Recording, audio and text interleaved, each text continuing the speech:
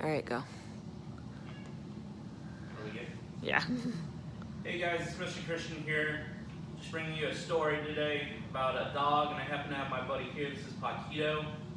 He is a miniature pinscher, and he's been my buddy for about 12 years now.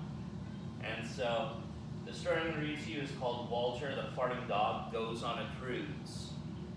And it is written by William Catswinkle. You going to go down? I'm going to stay.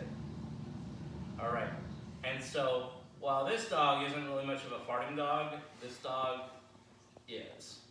And so we're going to hear the story. And so Walter the farting dog goes on a cruise.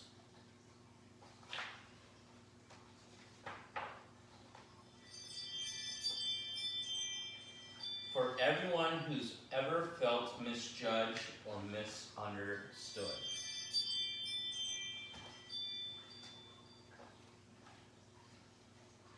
Look at the size of that ship, said Billy.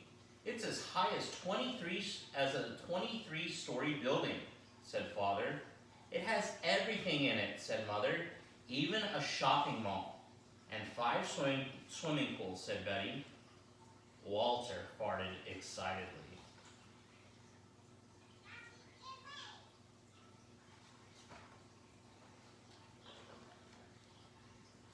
Welcome aboard, said the cruise director. What a nice dog, said Pet Officer Smedley. The ship pulled away from the dock. The horn sounded. Walter farted.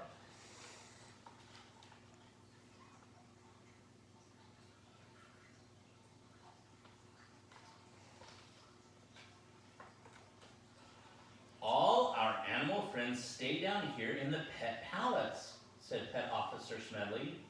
We do our best to make them completely comfortable. Walter sniffed around the fancy room. I'm off for my first round of golf, said Father. I'm off for my massage, said Mother. We're off to swim in all 5 pools, said Billy. Don't worry, Walter, added Betty. We'll be back in a little while. Walter settled down on a plush cushion. Not bad, he said to himself, and farted.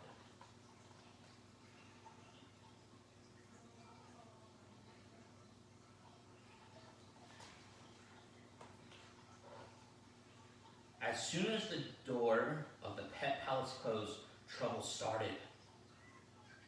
Dogs began growling, cats began hissing, birds began squawking. Why? Walter was farting. Get that stinker out of here, said the parrot in the corner.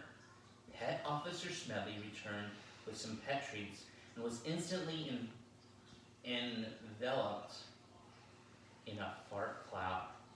This smells like an emergency to me, he said, and opened all the vents.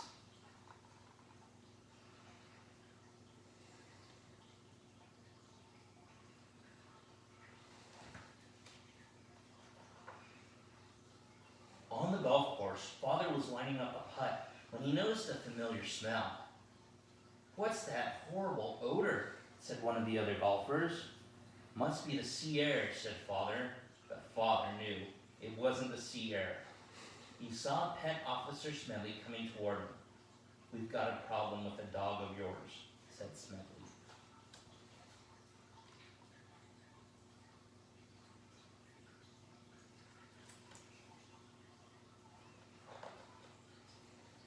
Father, Mother, Betty, and Billy were led back to the Pet Palace. Fart alert! Fart alert! Squawked the parrot. We're going to have to put Walter in quarantine, said Smedley. Oh no, thought Walter. Lower the lifeboats! Lower the lifeboats! Squawked the parrot. Women and parrots first! They decided to put Walter in the room where they stored the stinky cheeses. Don't worry, Walter, said Billy. We won't be far away. We'll visit you a whole lot, said Betty as she closed the door. Fair enough, thought Walter, quietly farting.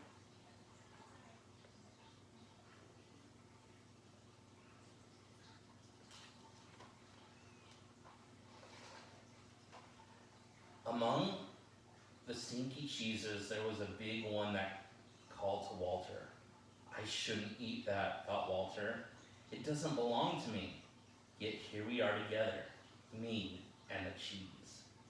Perhaps if I just lick it lightly, no one would notice.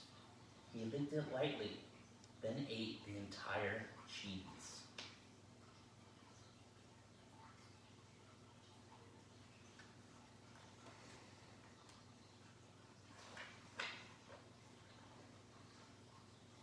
Even though Walter was tucked away deeply in the belly of the ship, his farts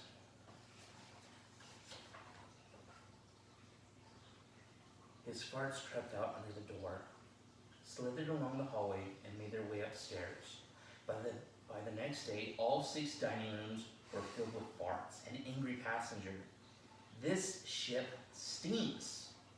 We want our money back. Please be patient, ladies and gentlemen, said the cruise director. We're having a little problem with the ventilation system, but we'll have it under control in a few minutes.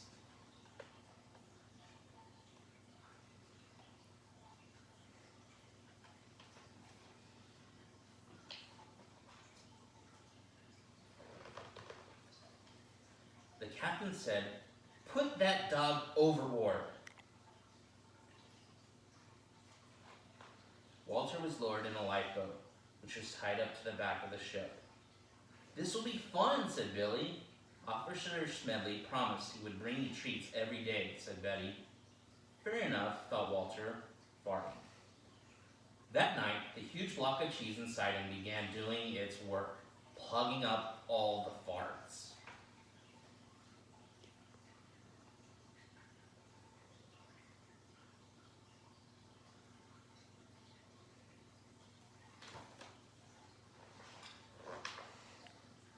The passengers were enjoying themselves again, while Walter trailed behind his lonely lifeboat. "The gas is building up badly," he said, "but at least I'm still attached to the ship."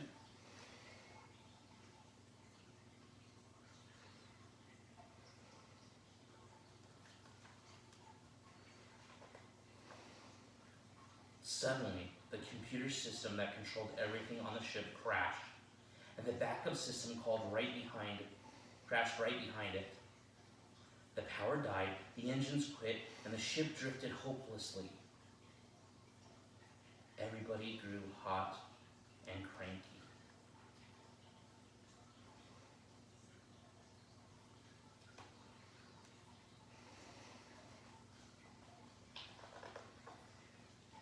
In his lifeboat, Walter was having his own problems. The gas pains were unbearable. "Try not to think about it," he said to himself, twisting to look at his tail. He realized, if that cheese lets go, I'll be blown halfway to the Arctic Circle. He felt the gas bubble building and building and building. He dug in with his paws and braced himself. If anything breaks my perfect concentration, I'm done for. A fly landed on his nose. He looked at the fly. The fly looked at him.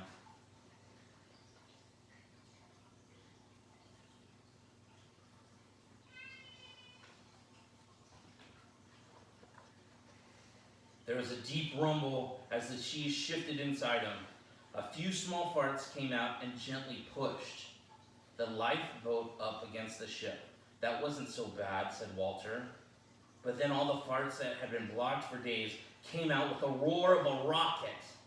The ship heaved forward. Walter hung on, still farting. "Warp speed," squawked the parrot in the pet palace. "We must be back to full power," said Father, gripping the deck rail. But it was much more than full power. It was fart power. It shot the ship over the horizon and into port. "Right on time," said the captain.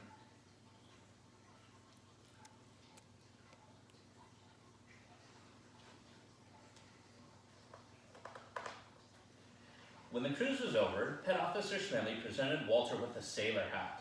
It was an honor having Walter on our cruise.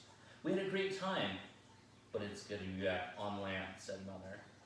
"Anyone for pizza?" asked Father. "Hold the cheese," squawked the parrot.